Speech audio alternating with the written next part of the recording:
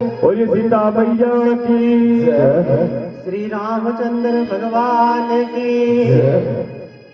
तो फिर बारात जो है द्वार पर पहुंच चुकी है और तोरण के पास बारात पहुंच चुकी है और वहां पर जो है फिर माँ सुनैना सीता मैया की माँ जो है वो दूल्हे की आरती उतारती है वहां पर और विवाह का कार्यक्रम शुरू हो जाता है। परंतु यहाँ पर एक थोड़ी अनोखी बात हुई। एक और क्या हुआ, जिस वक्त सीता ने राम भगवान के गले के बीच में वरमाला डाल दी थी तो अब सीता तो जाने वाली थी ससुराल, और जो ससुराल जाने वाली होती ना लड़की, उसकी सहेलियां या बहन हो तो उसे बड़ी चिढ़ाती है, ये तेरा कमरा हो ना, मेरा कब्जे जाने वाला, ये तेरा सूट ही सूट दी नहीं दे ना पहनने वाला वहां पहनने, तेरा पर्स भी मेरा। अब सीता के साथ बड़ी छेड़खानी करती थी और ऐसे समय के बीच में सीता ने कहा ज्यादा मेरे को तंग नहीं करो, नहीं तो मैं साथ में ले जाऊंगी आप तीनों को। देखो किसी वक्त की कही हुई बात भी सच हो जाती है, होता है कोई समय। इसलिए कभी भी मजाक में भी कोई ऐसी बात नहीं निकलनी चाहिए मुख से जो आगे चल करके हमारे लिए नुकसानदायक है। कहते हैं कि 24 घंटे में एक बार तो सरस्वती हर व्यक्ति के मुख के ऊपर आती है, तो अच्छी अच्छी बातें करनी चाहिए। बोलिए श्री रामचंद्र भगवान की। तो जब राम भगवान की शादी की तैयारी हो गई तो ऐसे समय के बीच में क्या हुआ, वहां पर विद्वानों ने कहा, जनक महाराज जी से पंडितों ने कहा कि महाराज देखिए आपके यहाँ 3 लड़कियां और हैं और इधर से भी 3 राजकुमार आए हुए हैं, तो क्यों ना इन सब की शादी कर दी जाए। जनक महाराज सोचा ये तो बहुत अच्छी बात कही महाराज आपने, तो ऐसा करते हैं कि सबकी शादी करें। क्यों? क्योंकि राम भगवान इधर ये चारों राजकुमार एक दिन में जन्म हुआ इनका, और शिक्षा ग्रहण करने के लिए भी एक दिन गए थे, नामकरण भी एक दिन हुआ था। तो ऐसा है, अब शादी अलग अलग क्यों करनी, ये भी इकट्ठी कर देंगे। तो इसलिए सबकी शादी अब हो रही है, वेदिकाएं बन गई और विवाह का कार्यक्रम चलना शुरू हो गया। राम भगवान के साथ सीता मैया का विवाह हुआ सभी जानते हैं, बाकी नाम भूल सकते हैं कोई। 3 बहनें इसके और थी, मांडवी, श्रुतकीर्ति और उर्मिला। तो फिर अब इनका भी जो है विवाह हो रहा है। मांडवी का विवाह जो है वो भरत से हुआ, श्रुतकीर्ति का विवाह शत्रुघ्न से हुआ और लक्ष्मण का विवाह जो था वो उर्मिला से हुआ था। विवाह जब पूरा हो जाता है तो क्या होता है, बोलिए श्री रामचंद्र भगवान की। विवाह जब पूरा हो जाता है तो क्या होता है, विदाई नहीं, रोटी खाने भूख लगी रही है, कदी जे काम नहीं पड़ता ने खाने ने करा पर बैठे। बोलिए श्री रामचंद्र भगवान की। तो फिर उसके उपरांत जब शादी का काम पूरा हुआ तो फिर भोग हुआ, सबने खाना खाया। अब खाना तो खा लिया, परंतु क्या हुआ, अब आया वो काम, सबसे कठिन काम है विदाई। हर काम हम जल्दी में कर लेते हैं, परंतु जब विदाई की बारी आती है तो लड़के वाले कहते हैं कि महाराज थोड़ी जल्दी कीजिए, हमने दूर जाना है, अंधेरा ना हो जाए। अभी वहां भी कुछ हमारी रस्में हैं, अंधेरा करना, पीपल पूजन करना, महाराज जल्दी कीजिए। परंतु उस माँ की व्यथा को देखिए, उस पिता की व्यथा को देखिए जिससे हम ये बात कह रहे हैं। क्या हम जब अपनी ओर देखें तो क्या हम उस लड़के की विदाई को एकदम से कर सकते हैं? नहीं कर सकते। दशरथ महाराज जो है वो विदाई से टल रहे हैं, टाल रहे हैं। आजकल तो जल्दी जल्दी बारात वापस हो जाती है, परंतु पुराने समय में ऐसा नहीं होता था, हर काम आराम से होता था। विदाई को टाल रहे हैं, परंतु कन्या है, विवाह करना उसका, तो उसकी विदाई तो करनी ही पड़ेगी। तो पहले तो काफी समय तक जनक महाराज जी इस बात को, विदाई की बात को टाल रहे हैं, काफी दिन हो गए। तो जनक महाराज के लिए दशरथ महाराज जी कहते हैं कि महाराज, यदि कोई राज्य का राजा अपने राज्य के बीच में ज्यादा दिन नहीं रहे तो वो अच्छी बात नहीं होती, वहां पर कोई दूसरा राजा नहीं बैठ जाए आकर के। तो ऐसा है, हमारा राज सिंहासन खाली जाना पड़ेगा, बोलने का तरीका होता है। महाराज राज सिंहासन खाली है, उसकी रक्षा के लिए हमने जाना। वैसे तो हमें आप यहाँ जितनी देर रखिए, हम रहने के लिए तैयार हैं। तो कहा कि महाराज ठीक है, मैं बेटे की विदाई कल कर दूंगा, आज कल कर दूंगा। सारे नगर के बीच में बात फैल जाती है कि कल जनक महाराज अपनी पुत्रियों की विदाई करने वाले हैं। वशिष्ठ की पत्नी अरुंधति को बुलाया जाता है और कन्याओं के लिए शिक्षा दी जाती है। ससुराल के बीच में एक कन्या कैसे रहेगी, उसका जीवन कैसा होना चाहिए, ये शिक्षा वशिष्ठ की पत्नी अरुंधति देती थी। क्या करना बेटी, ऐसे जब आप ससुराल के बीच में जाओगे तो अपने सास ससुर को माँ बाप की तरह मानो, उनका आदर करो। यदि वो खड़े हो तो आपने कभी नहीं खड़े बैठना, यदि वो बैठे हैं तो आपने खड़े रहना, यदि वो सिंहासन पर बैठे हैं तो आपने धरती पर बैठना, घूंघट डाल के रखना, बड़ों से शांत स्वभाव से बात करनी है और ज्यादा हंसना नहीं। यहाँ मायके के बीच में आप हंसती रहती थी और कई बार किसी कार्य को मना भी कर देती थी, ससुराल के बीच में किसी कार्य के लिए मना नहीं करती। ये पुराने समय में शिक्षा दी जाती थी। शिक्षा दी गई अरुंधति के द्वारा और दूसरे दिन सुबह सीता और चारों कन्याएं पहुंच जाती हैं अपनी माँ के पास और माँ से कहती हैं कि माँ हम तैयार हैं, हम जाने के लिए तैयार हैं। तो माँ अपने दोनों हाथ आसमान की तरफ उठाकर के कहती है कि विधाता ने हम स्त्रियों को बनाया है, इतना कठिन जीवन है हमारा, हमेशा ही नारी का जीवन जो है वो संघर्ष पूर्ण रहा, किसी न किसी के अधीन रहे हैं हम नारियों को प्रभु विधाता तूने क्यों बनाया? जब हम बचपन में छोटी थी तो अपने माँ बाप के अधीन रही और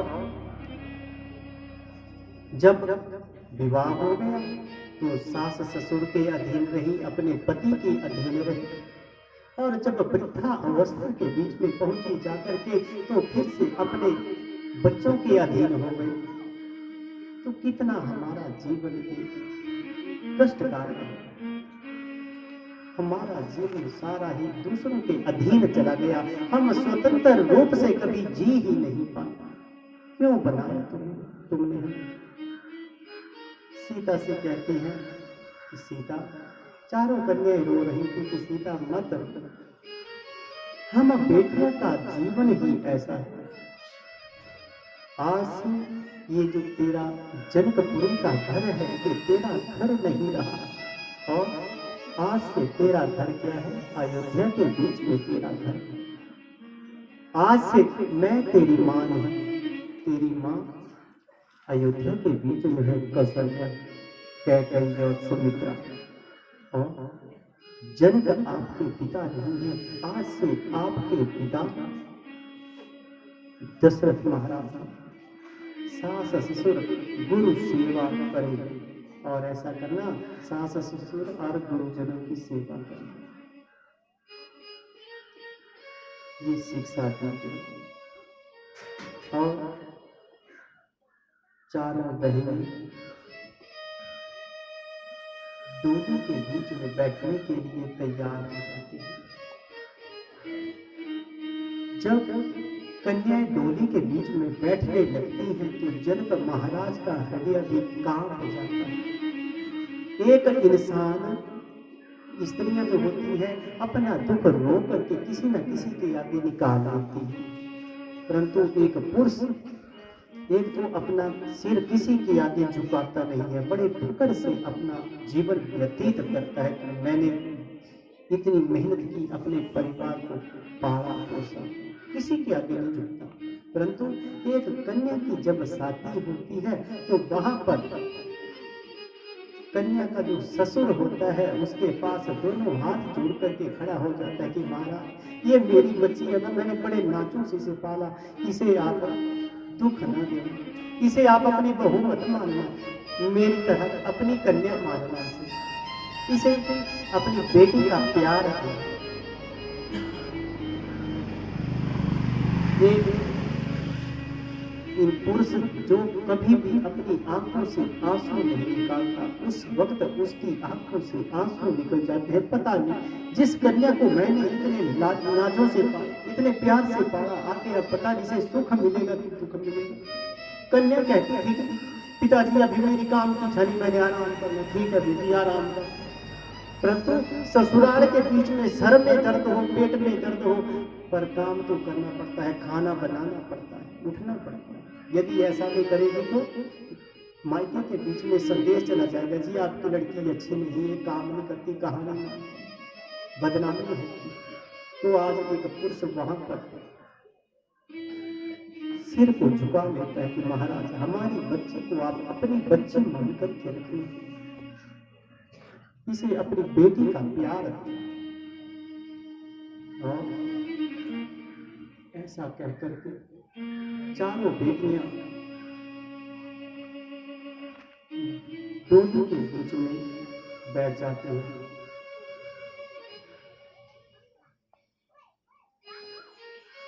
डोली को उठाया जाता है, सब अपनी अपनी सवारियों के बीच में, जैसे जैसे बाराती आए हुए थे, कोई हाथी के ऊपर, कोई घोड़े के ऊपर आया था, कोई रथ के बीच में आया हुआ था, सब अपनी अपनी जगह बैठ जाते हैं और कन्याओं की डोलियां उठ जाती हैं।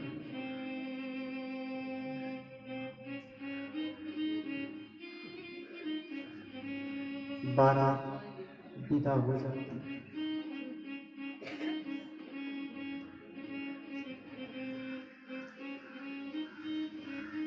सीता और उसकी तीनों बहनें डोलियों के बीच में जा रही हैं। दशरथ महाराज अपने पुत्रों के साथ जा रहे हैं और जनक महाराज जी और उनकी धर्मपत्नी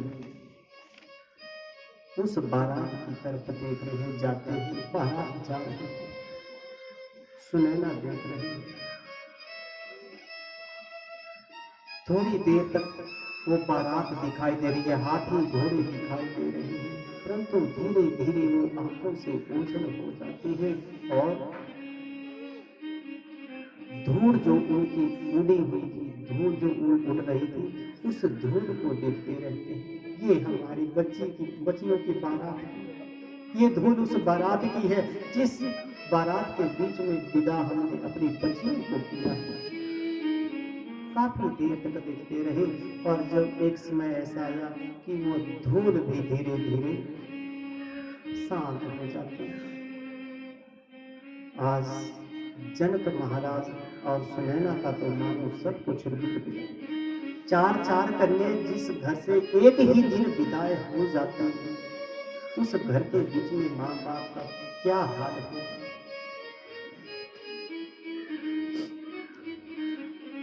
तो बारात चली जाती है। अब ये था इधर का विदाई का माहौल, चार चार कन्या चली गई और दूसरी तरफ अयोध्या के बीच में जब बारात पहुंची है तो वहां पर तो स्वागत कर रहे हैं बारात का। बोलिए श्री रामचंद्र भगवान की। बारात अयोध्यापुरी के बीच में पहुंची है, तीनों रानियां स्वागत के लिए, बारात का स्वागत करने के लिए पहुंची हैं। उन्हें तो ये ही पता था कि राम जो हैं वो शादी कर रहे हैं, परंतु क्या देखा, आंगन के बीच में 4-4 दूल्हे खड़े हुए हैं। चारों राजकुमारों की शादी हो गई है और 4-4 डोलियां आंगन के बीच में रखी हुई हैं। बड़ी हैरान हुई कि हमारे तो चारों बच्चों की शादी हो गई, बहुत खुश हैं। और क्या किया, अब अपनी बधुओं का जो है सत्कार करने के लिए, अंदरेला करने के लिए, उन्हें अंदर ले जाने के लिए उनके पास जाती हैं। परंतु कैसे जाती हैं, पहले उनकी परीक्षा लेती है थोड़ी सी। क्या परीक्षा ली, डोली के पास जाती है और वधू को कहते हैं कि बाहर आओ। तो किस तरह से डोली से बहू निकल रही है ये देखना। लात पहले निकाली, टांग पहले निकाली, हाथ पहले निकाला, सिर पहले निकाला। क्या किया, होता है ना, चले वहां सभी देखते हैं कि आ गई बहू, कैसे है, क्या पहना है, क्या कर रही है, कैसे चल रही है। एक दूसरे की थोड़ा देख बेबे आई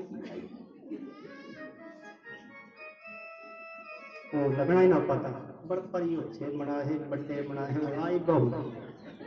बोलिए श्री रामचंद्र भगवान की। तो यहाँ पर क्या हुआ, जैसे ही बधुओं के पास गए तो उन्हें जब डोली से उतरने के लिए कहा तो उन्होंने सबसे पहले हाथ बाहर निकाले। हाथ मिलाने के लिए होते हैं और टांग लात मारने के लिए होती है।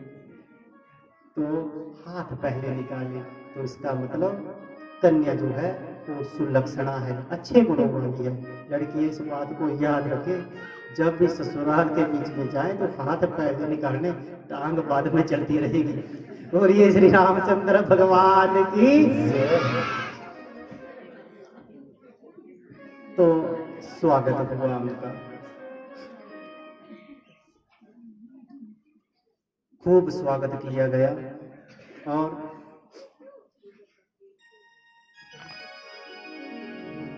जब वो पहुंची हैं महल के बीच में, तो आज वहां सबके लिए खुशी का माहौल होता है, परंतु जो कन्या है उसके लिए इतना खुशी का माहौल नहीं होता, क्योंकि उसका वो आंगन वहां नहीं है, उसके परिवार वाले वहां नहीं है, उसका वो राजघराना वो वहां पर नहीं है। हर चीज बेगानी होती है। जिस तरफ भी कन्या की नजर जाती है बस उसे पराया ही लगता है। सोचती है कहीं से कोई अपना आ जाता तो कितनी खुशी होती, पर कोई नहीं होता। बोलिए श्री रामचंद्र भगवान की। तो सारी बधुएं अपने अपने कमरे में बैठी हुई हैं और देख रही है इधर उधर कि कोई अपना नहीं है। आज हम बेगाने देश में पहुंच गए आकर के। पहले शादियां भी दूर दूर होती थी और कुछ जगहों पर मैं जाता हूँ पढ़ाई करने के लिए, तो कई जगह अभी भी रिवाज है, बहुत कम हो गया। वैसे क्या करते थे, जब कन्या की शादी करते थे तो कफन का कपड़ा भी उसी दिन दे देते थे कि जब तक हमारे तक खबर पहुंचे, ऐसा ना हो तो मायके की तरफ से कोई ना आए, तो कफन का कपड़ा दुल्हन के साथ ही भेज दिया जाता था कि हम ना आ पाए तो ये कपड़ा महाराज मायके वालों की तरफ से। तो लाइए हिसाब, आजकल तो हफ्ते में कह देती है दुल्हन की मैंने मायके जाना, मुझे तो घर की याद आ रही है। गाड़ी में बैठते हैं चले जाते हैं, परंतु उस समय को याद कीजिए जब एक बार विदा कर दिया, कोई पता नहीं मायके आना कि नहीं आना। जिन सखी सहेलियों के साथ बात की, जिस भाई के साथ खेली कूदी लड़ी झगड़ी, जिन माँ बाप के पास रही, दोबारा उनका मुख देखने को मिलना या नहीं मिलना कोई पता नहीं।